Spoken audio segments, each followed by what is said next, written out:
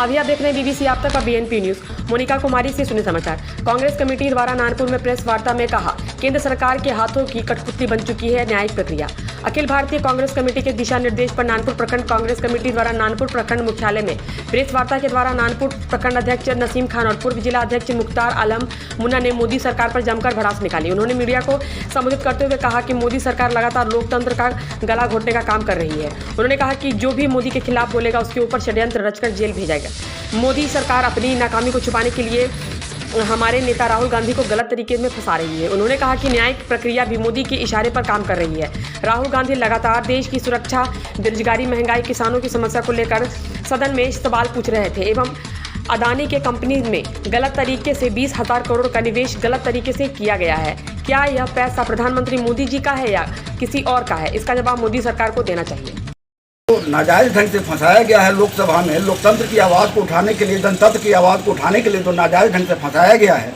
ये जन आक्रोश पूरे हिंदुस्तान में फैल रहा है और उस जन आक्रोश का नतीजा ये होगा कि 2024 आने से पहले आम जनता सड़कों पर आएगी और सड़कों पर आकर के जो बात संसद में राहुल जी को नहीं बोलने दिया गया और जो बोला गया उनके द्वारा उसको म्यूट कर दिया गया, अब सड़कों पर आकर के हम तमाम कार्यकर्ता ही नहीं बल्कि देश के तमाम लोग अब सड़कों पर आकर के मोदी जी से सवाल पूछेंगे कि अदानी से आपका रिश्ता क्या है और जो घोटाला जो हुआ है 20,000 करोड़ रुपया जो सेल कंपनी के माध्यम से घपला जो सामने नजर आ रहा है उसका उद्देश्य क्या है और मोदी जी का अडानी के साथ रिश्ता क्या है, ये साफ झलक रहा है। जमानत मिल गया है, अब उनको चिंता की कोई बात नहीं है। न वो पहले भी डरे थे, न आज डर रहे, न कभी भविष्य में डरेंगे। इसीलिए उनका ऐलान है, डरो मत, डरो मत, डरो मत। डरोगे नहीं तो किसी से झुकोगे नहीं, बस यही है।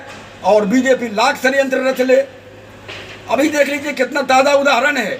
न्यायपालिका का हम लोग सम्मान करते हैं, लेकिन जिस आनंद फानंद में, जिस तेज गति में राहुल जी के विरुद्ध उन्होंने जो गलत फैसला दिया, वो स्पष्ट हो रहा है कि आज जो है तो आपने फैसला दिया है, 2 साल की सज़ा सुनाया है और 2 दिन के बाद उनका प्रमोशन कर दिया गया है बीजेपी सरकार के द्वारा। ये स्पष्ट है कि न्यायपालिका जो है तो क्या कर रही है और सरकार के इशारे पर काम कर रही है, बिल्कुल स्पष्ट हो चुका है। इसीलिए अब हम लोग सड़कों पर आकर इसका विरोध करेंगे और मुकाबला करेंगे और हम लोग कामयाब होंगे, जीतेंगे।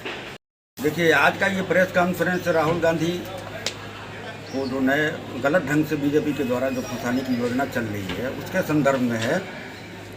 लेकिन आपने जब ये बात छेड़ दिया है तो सीधा उदाहरण है कि बीजेपी क्योंकि चुनाव का समय करीब आ रहा है और चुनाव जब भी चुनाव का मामला आता है तब जो है तो ये सांप्रदायिक माहौल को बिगाड़ते हैं और जहाँ खास करके बीजेपी की सरकार नहीं है वहाँ ये सांप्रदायिक दंगा फैला करके दंगा करवाने की साजिश रचते हैं और उसी का परिणाम है कि बिहार में कई जगहों पर दंगा हो गया।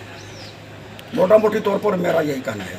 लेकिन विधानसभा में तो जो बीजेपी के जो नेता हैं वही नीतीश कुमार पे सवाल खड़ा कर रहे हैं। नीतीश कुमार चूँकि सरकार में है, सत्ता में है, इसीलिए उनको बदनाम करने की साजिश चल रही है। क्योंकि सरकार फिर पुनः दोबारा सत्ता में आना है, बिहार में उनको आना है, लोकसभा में और विधानसभा में सीट बढ़ाना है, इसीलिए वो तो आप मौजूदा सरकार को बदनाम करेंगे ही।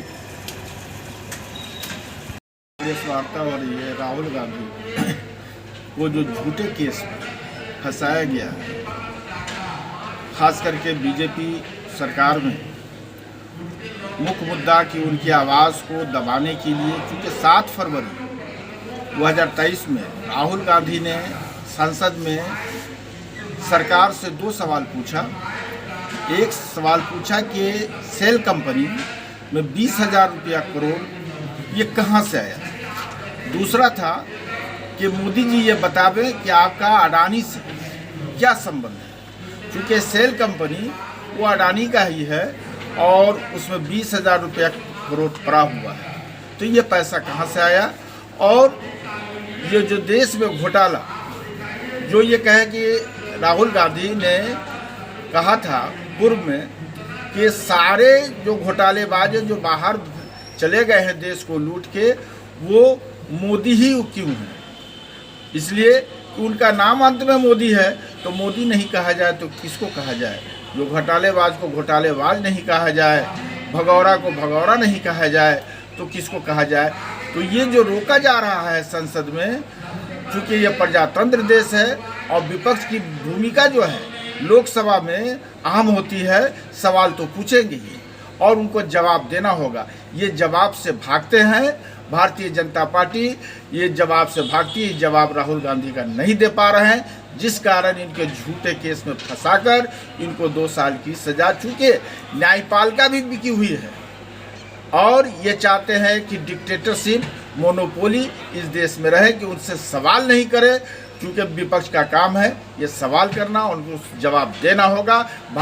भारत की जनता को ये बताना होगा कि ये घोटालेबाज का ये जो पैसा है सेल कंपनी में, ये कहाँ से आया है और ये जो पैसा लेके फरार हुए हैं देश से, ये कब आएंगे, इनको कब सरकार लाएगी, इनको अरेस्ट करेगा कि नहीं, जेल में बंद करेंगे कि नहीं। चूँकि ये सब एक ही चट्टे बट्टे के सब लोग हैं और ये देश को गुमराह कर रहे हैं, तो सब जवाब तो देना पड़ेगा।